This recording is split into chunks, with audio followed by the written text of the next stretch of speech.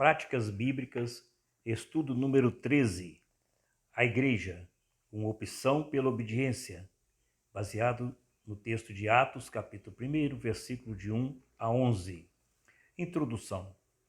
O livro dos Atos dos Apóstolos, que também poderia ser chamado Atos dos Primeiros que Obedeceram a Cristo, pode ser considerado o segundo volume de uma história que não tem fim.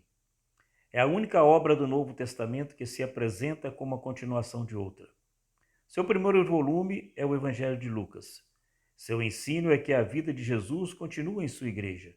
Isto fica bem evidente no 8º verso do capítulo 1, que transcreve o dito: "E sereis minhas testemunhas". Seu grande propósito é demonstrar a expansão do cristianismo através dos testemunhos dos crentes, da obediência da igreja edificada sobre o fundamento da fé em Cristo e guiada adiante até a sua plenitude gloriosa do novo povo de Deus.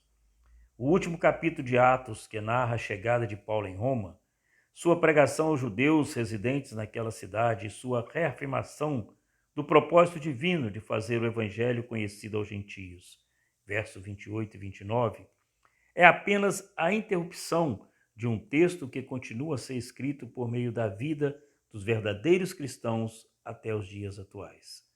Por isso, Paulo diz aos crentes de Corinto, e também a nós, que eles são uma carta escrita pelo próprio Cristo. 2 Coríntios capítulo 3, verso 13. Aplicação para a nossa vida. A Igreja dos Atos dos Apóstolos, como a de hoje, tem sua expansão firmada na obediência e na fé em Cristo Jesus. Foi esta base que a levou à proclamação do Evangelho, mesmo em meio a lutas, perseguições e tribulações. A pergunta é: como você tem participado do crescimento em sua igreja? Primeiro tópico da lição de hoje: obediência como pré-requisito. As maiores promessas de Deus vêm precedidas de uma única condição: obediência. Numa passagem do Antigo Testamento, a palavra do profeta, sacerdote e juiz Samuel a Saul é esclarecedora.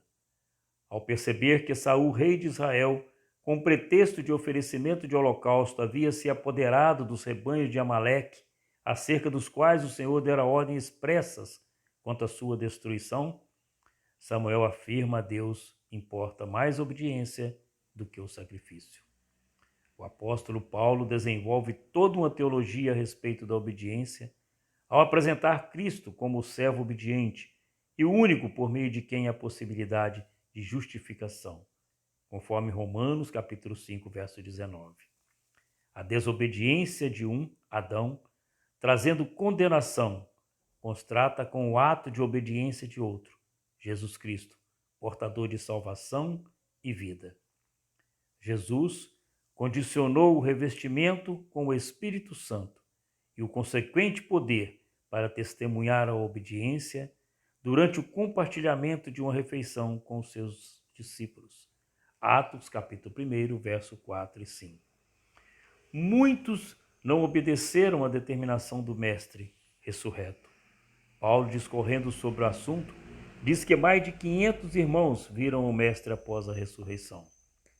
Naturalmente, todos sabiam da recomendação de permanecer em Jerusalém para a manutenção da fraternidade e da unidade, mesmo depois da crucificação de Cristo, e por isso pudessem ser tratados de irmãos. No dia da escolha de Matias, 120 irmãos participaram da Assembleia. Atos 1,15. Cremos que o fato de muitos não estarem presentes na Assembleia, em que Pedro discursou, não significa que não permaneceram na fé, mas sim que, por circunstâncias desconhecidas, se privaram de um momento muito especial na vida da igreja. Aplicação para a nossa vida. Dos 500 irmãos que viram Cristo ser assunto aos céus, apenas 120 permaneceram reunidos e perseverantes, aguardando o cumprimento da promessa. A pergunta para você nesse dia: você é daquele que não se permitem distrações das ordens de Jesus? Tópico 2 da nossa lição: cumprimento da promessa e capacitação. Os que permaneceram reunidos em Jerusalém pensavam que sua obediência resultaria na completa restauração do reino de Israel. Mas Jesus explicou a eles que o mais importante naquele momento era que se tornassem testemunhas do que haviam visto e ouvido em todas as partes da terra. Os que estavam reunidos fizeram uma pergunta a Jesus. Atos capítulo 1, versículos 6 a 8.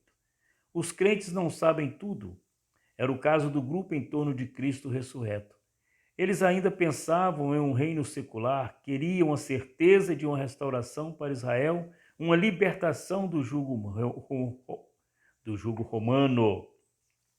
Não há nenhum mal em perguntar, e neste aspecto é tão importante em nossos dias a participação ativa em cultos e grupos de estudos e escola bíblica. Os irmãos colocaram sua dúvida diante do Mestre, mas a resposta não foi a que queriam ouvir. Jesus lhes falou sobre a sua igreja, um reino de testemunhas espalhadas por toda a terra. A pergunta deles era sobre o seu problema contíguo, imediato, mas Cristo lhes deu resposta que abrangia até os confins da terra.